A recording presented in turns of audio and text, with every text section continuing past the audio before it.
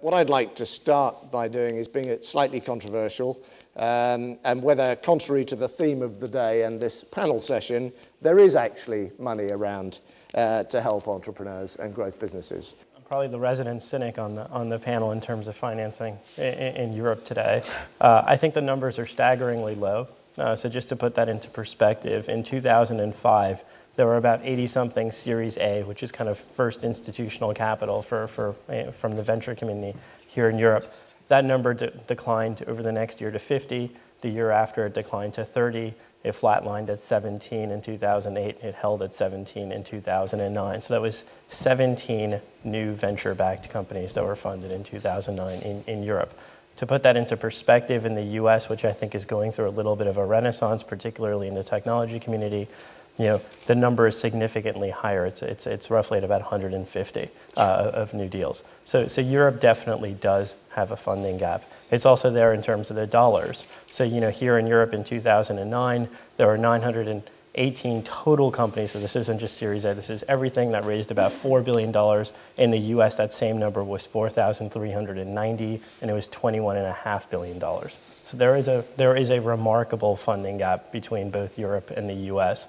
My advice to a lot of entrepreneurs these days, and I don't like saying this because I do live here, is your best source of money, in particular for building a technology business, is probably relocate out to California. Okay, so that's a relocation message. Stephen, you probably have a different view. I have, I guess, a view in between. I would have changed the title to today probably to A World Without Easy Money, because I think there is money out there. I think you have to look into what type of money you're looking for. Are you looking for bank debt, or are you looking for equity or capital? If it's bank debt, and bank debt is repayable from future cash flows, I think there is plenty of it around, subject to being able to show that you can actually afford to repay that debt. In my part of the world, smaller SMEs, we've lent about 12% more than the year before. We continue to about approve every 4 out of 5 borrowing applications. If I look at the larger SMEs or larger businesses sort of turning over above 5 million, we're lending less than we did last year. We're behind where we wanted to be, but that's not in terms of lending new money, that's in terms of much lower demand. To your point, I think, if I was to look at where banks, Barclays as well as others, have lost a lot of money, it's provision of debt in support of private equity or venture capital. So we are reining back quite significantly on that type of lending. And if that lending is to be done going forward, then the banks want a much greater share of the upside than they have in the past. I think banks have learnt they've taken a lot of the downside risk without getting the upside going forward. So if there is debt to be obtained in support of VC or PE, then banks want a much greater share of the upside going forward for sure. And I think the final bit really to think about is, at the moment, I don't believe at this point in time any banks are particularly constrained around capital or liquidity to lend. But I do think they could be. Probably not this year, probably not next year, but the year after that, I think there will be globally much more constraints around bank lending. You're going to have Basel III capital requirements coming in, and there are changing ways of how banks fund their loan books, and it wouldn't surprise me if capital is much greatly consumed in 2012 and beyond, which lending will still happen, but it will be more expensive than it is today. And I'm just going to ask Azhic whether there's money around to help entrepreneurs and growth business in the capital markets. From the capital markets point of view, it's been quite a barren period for, I think, entrepreneurs, and the markets, particularly the junior market here in London, has moved from a position where before the credit crunch it was prepared to fund some early stage companies to a position where currently very few, virtually none of the early stage companies can get funding from the public markets. The public markets have been really focusing on funding existing companies that are on the market in the last 2 years, and continuing that. They've been doing that quite well, and the market is still very wary of early stage businesses, with 1 or 2 notable exceptions. The area of exception in the last 12 months or so has been the resource area, oil and gas, mining, similar. But when you look across the board in terms of early stage entrepreneurial companies, people have been holding back from coming to the company. Part of the reason is obviously valuations are still very derisory. You might have seen in the papers this morning that Jupiter's coming to the market, and it's been priced at the lower end of expectation range, and that's quite a large size business that's coming to the market. It's just an example of where the public company investors are. They still are keeping their checkbooks very tightly in their pocket, and when you talk to them about price, it is very much the lower end of any pricing range that they're prepared to fund companies. But I'd say broadly, early stage companies are not currently favored by the public markets.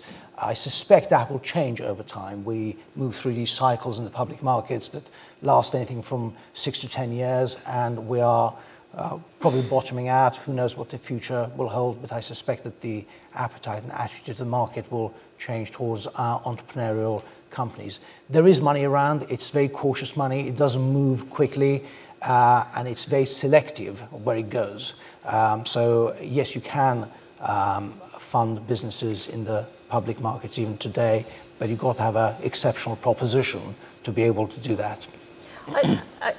I'd like to jump in on that one because I feel really strongly that we shouldn't all be packing up our bags to go to California by any means. I'm from California, it's lovely there, but let's stay here and build entrepreneur country. I think the way that we do that is by getting the successful entrepreneurs to back the next generation. And it's by creating that virtuous circle of entrepreneurs backing entrepreneurs. I mean, we've been doing that for 10 years at Ariadne. We have 57 people like the founders of EasyNet, Hotmail, WorldPay, and Betfair who invest in the next generation of entrepreneurs. I think if we had hundreds of models like that, angel groups were just a super angel group, an aggregated angel group. So I think it's the lifeblood because the people who should be going into the hot kitchen, which is a startup, are the people who've survived the hot kitchen before. People who haven't been in that hot kitchen are going to get scared by the hot oil and knives flying around and so forth. So angels, if they have real business building expertise, are just vital to the economy. And that creates a ripple effect. And what we've seen over the past, say, 12 years of kind of, internet successes, every time there's a supernova exit, a kind of Skype exit, or e-spotting, or Spinvox, or and so many others, is that the group of people who made that company happen, who contributed to that supernova, they go on then to create other businesses. Just as Rob pointed out to Fraser from Last Minute and so forth, they taste success. It's a drug, it's an addiction, and then they figure out their moment and their proposition to take to market. And we can, I don't want to create California over here. I hate imitating anybody, but we can create our own entrepreneur country, and it is by creating these supernovas which have this ripple effect throughout the economy, which creates confidence in the market, that small becomes big and startups change the world and they create money for investors and so forth. And it's just by being that engine which is creating the revenue, because the costs and the sovereign debt, that's fixed. We all know what that's going to be. What is unknown is how much revenue the entrepreneurs of this country can build over the next 5 to 10 years. And it's the great elephant in the room, because I think we all kind of, we kind of know that the UK produces people like Charles Dunstan, et cetera, and these people just continue to go. But we always say, well, maybe they'll struggle. Well, why not think maybe they'll be, successful beyond belief, and they'll just, they'll 4x, they'll 10x the revenue that's needed to create a very profitable entrepreneur country over the next 10 years. So I think we have to, it's more than just believing that it's going to happen. We have to, drive these circles of success, entrepreneurs backing entrepreneurs, and by doing that, before you know it, more people have confidence that it will happen. And confidence is really, when we talk about a world with no money, what is the currency of creating a successful economy and growth? It's confidence. It's confidence that it will happen. Confidence drives every salesperson that ever closed a deal, is the belief that you can close that deal. At this point, I'd like to thank you all for attending this panel. I'd like to thank the panelists. Thank you.